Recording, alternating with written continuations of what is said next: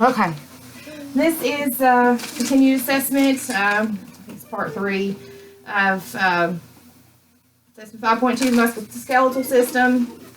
We are going to inspect his shoulders at rest for symmetry and contour, and we've already discussed that he has one shoulder that is slightly higher than the other.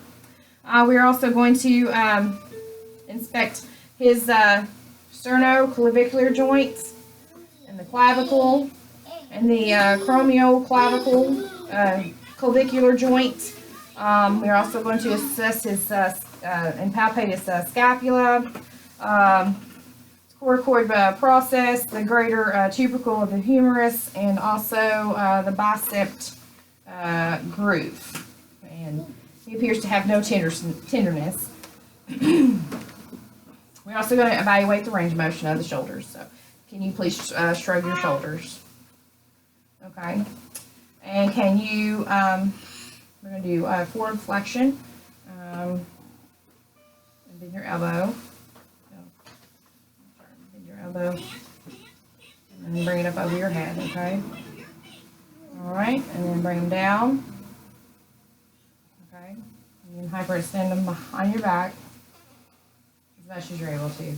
Hyperextension behind his back should be approximately 50 degrees, which is a little bit less than that. Okay, put your arms down to your side, and then you're going to bring them out, and then both of them, you can bring both of them up over your head, okay? And then the adduction, adduction, you bring them back, and then you swing them across your, there you go, swing across your body. And it should be 50 degrees.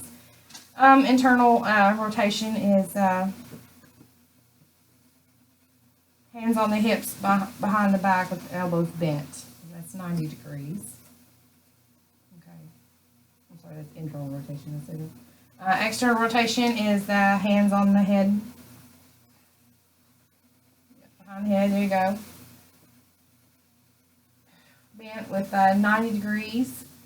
We're going to check for cranial nerve number 6.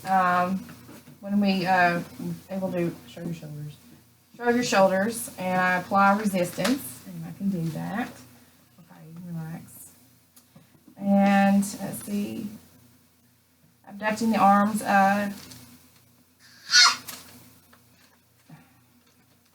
Also checks the evaluation of the shoulder girdle muscles.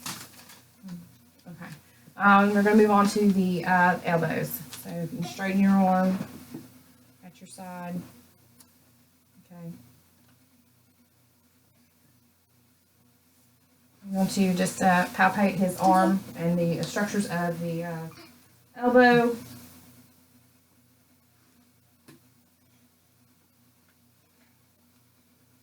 And the carrying angle of the humor and the radius should be about 5 to 15 degrees laterally. And it's negative for any subcutaneous nodules.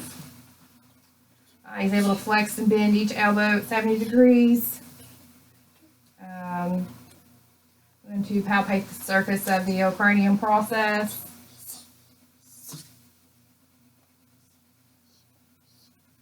And the medial epicondyle, and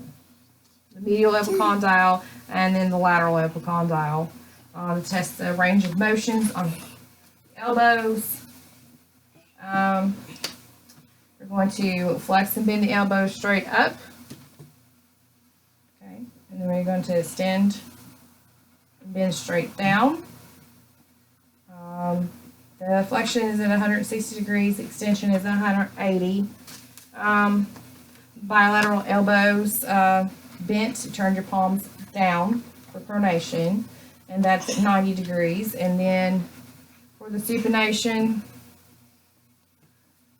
you turn your palms up at 90 degrees.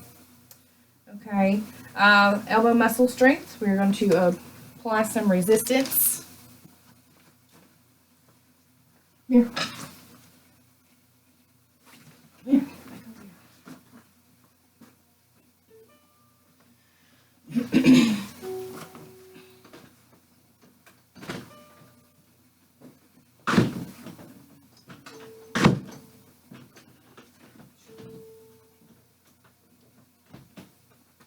So we're going to apply some resistance to the elbow.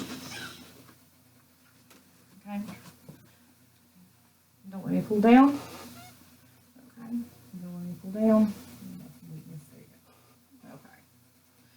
Okay. And he does have some weakness bilaterally, with still his left side being stronger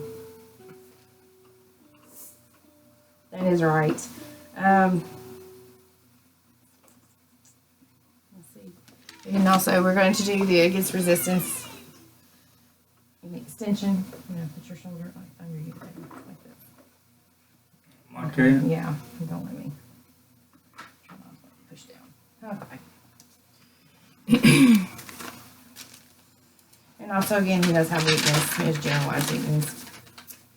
We're going to move on to the hands and the wrist. We're going to inspect the dorsum and the palmar surface of each hand. We're going to check the contour, position, symmetry.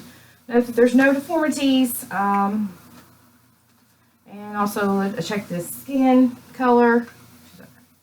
Check the skin color. And notice that he doesn't have like any rashes or anything going on. I'm also going to inspect each joint and check for edema. And he has no inflammation, no redness, no nodules, or any tenderness in either hand. And then also we're going to test the wrist as well. Okay, so hold your hands up like this. We're going to check the metacarpal phalangeal joint. I'm sorry, metacarpal phalangeal flexion. This is just bending your wrist down. It's 90 degrees. And then we're going to bend your wrist back to neutral and then up for the hyperextension, which is at 30 degrees. For ulnar deviation, you already have your fingers together, so you just spread them apart. Okay. And then you can close, make like a fist. Okay.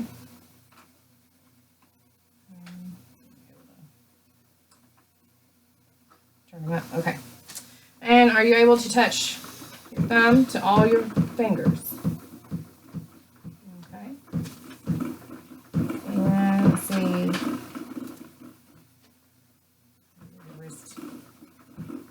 Ready the wrist flexion.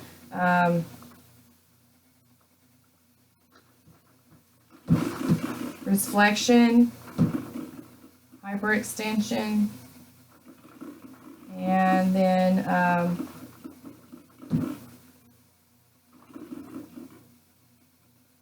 you're going to do the inversion, yeah, inversion and eversion. Yeah, there you go. Checking the range of motion of the ulna. And then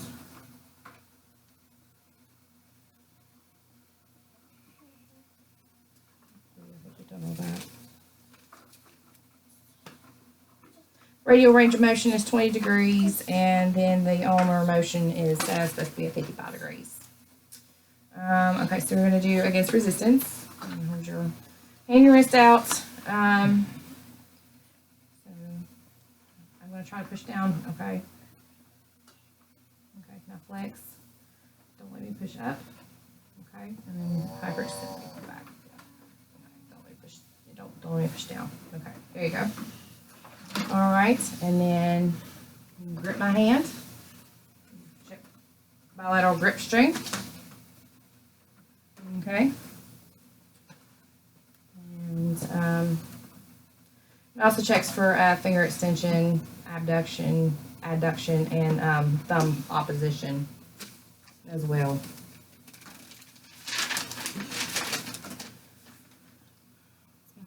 Okay, so that concludes this segment, and we will have to continue with part 4.